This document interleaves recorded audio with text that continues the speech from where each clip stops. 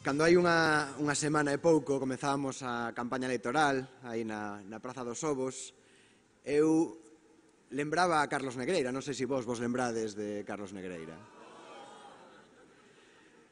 Carlos Negreira, contovos, era alguén que foi alcalde da Coruña e que se presentou unhas eleccións hai pouco máis de ano e pico e pretendía gañar esas eleccións por incomparecencia. Era alguén que pensaba que non precisaba ir a debates, era alguén que ocultaba as siglas do partido ao que pertencía, ese partido que nos quería facer pensar que non estaba... A ver, así, Quique, ben... que ocultaba que pertencía a un partido marcado pola corrupción, marcado polos enchufes, marcado pola desigualdade, marcado por facer negocio para uns poucos e por gobernar contra as maiorías sociais. Ninguén se lembra xa de Carlos Negreira, excepto nalgún xulgado de instrucción, seguramente aínda anden os papéis por aí.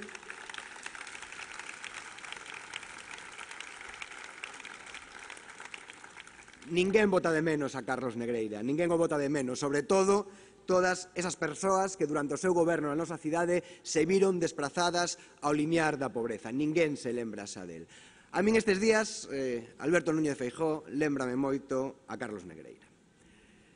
Agóchase, non quere debatir, pretende gañar por incomparecencia. Onde estás, Alberto? Onde estás? De que te agochas? A que tes medo? A Negreira, a lo mellor hoxe o atopades polas rúas da Coruña co Pokémon GO, verdade? Buscando Pikachus pola rúa. Alberto seguramente sexa máis de hundir la flota, por exemplo, en Ferrol, non? Do Monopoly ou do escondite. Pois xa non estamos para xogos, señor Feijóo, non estamos para xogos. Descolgue o teléfono, mire na súa senda o B de Baltar, ese B de Baltar que vai antes de Bárcenas e antes de Barberá, e dígalle ao señor Baltar que non é o seu compañeiro, dígalle que se vaya, como se vai ir usted e como se vai ir todo o Partido Popular da Xunta de Galicia o día 25 de setembro.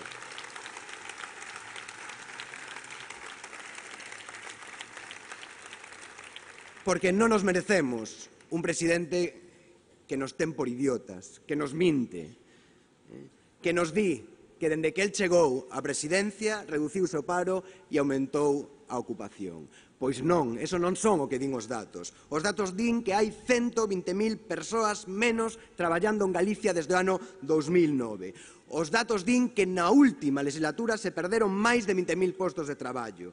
Os datos din que neste período hai máis de 30.000 persoas paradas de longa duración en Galicia, 10.000 só na súa última legislatura.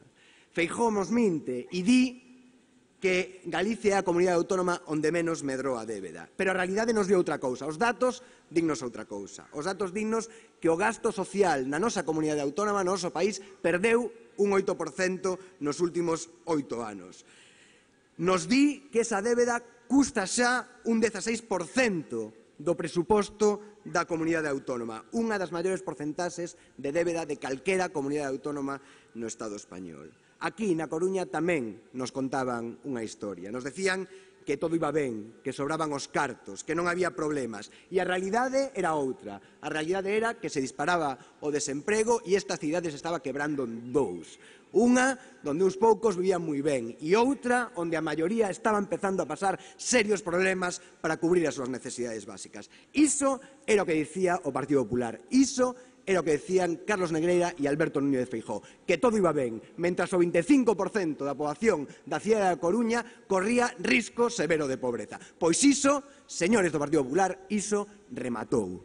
Iso rematou. Este mes vaise poñer en marcha nesta cidade a renta social municipal. E aquí, na Coruña, non vai haber ningún veciño que pase frío, que pase fame e que non poda ter unha vida digna como se merece calquera persoa.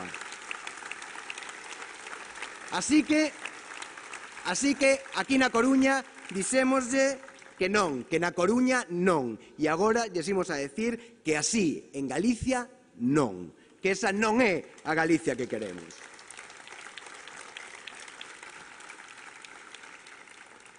Teño que agradecer, evidentemente, a presencia hoxe aquí dos efectivamente, dos dous tenores, dos tres tenores.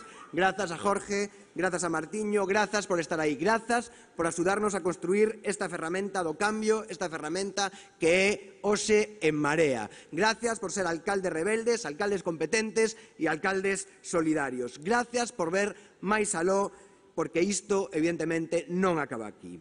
En Marea veu a sumar vontades, veu a construir futuro, porque aquí estamos para iso, para gañar o futuro. E, evidentemente, grazas, Ada. Grazas. Eres un referente para todos nós. Moitísimas grazas.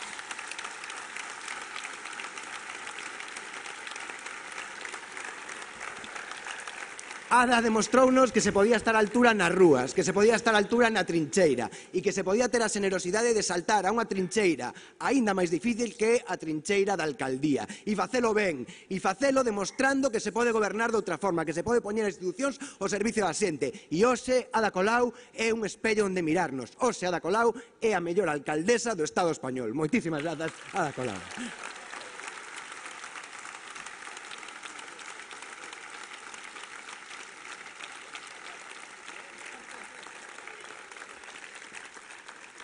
Y desde logo, grazas a Luis. Grazas por dar este paso valiente, este paso xeneroso. Grazas pola valentía, polo compromiso. Grazas, Luis, porque vas a ser o mellor presidente da historia do noso país. Moitísimas gracias.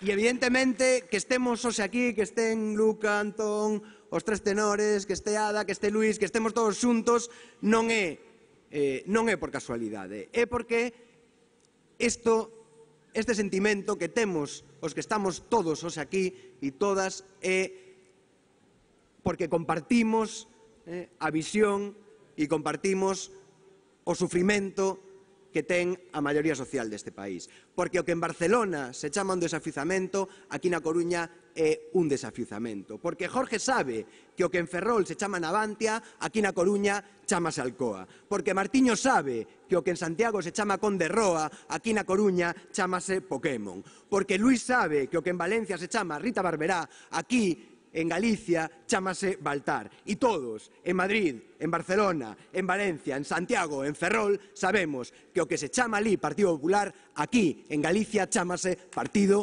Popular.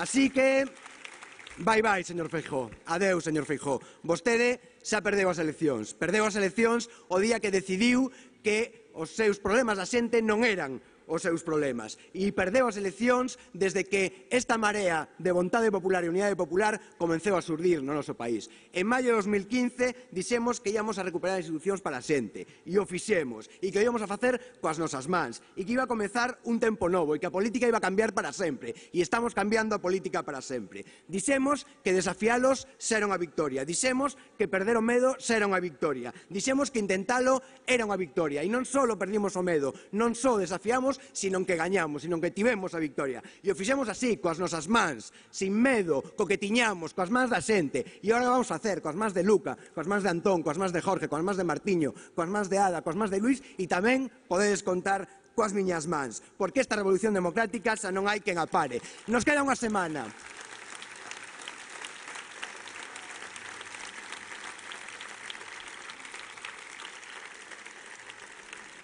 Quédanos unha semana de traballo, temos que chegar a todas partes, a todos os barrios, a todas as vilas, a todas as cidades, temos que chegar a xente da Coruña, a xente de Sada, a xente de Culleredo, a xente de Cambre, a xente de Oleiros, a xente de Arteixo, a xente de Bergondo, a xente de Abegondo, temos que dicirlle que estamos aquí, en todas as Mariñas estamos aquí, en toda a Coruña estamos aquí, en toda Galicia esta marea está aquí, temos que contarlles o que eles non queren que lles contemos, que estamos aquí, que somos alternativa e que imos a gañar o goberno da Xunta de Galicia coas nosas mans, porque sí, hai alternativa e hai marea.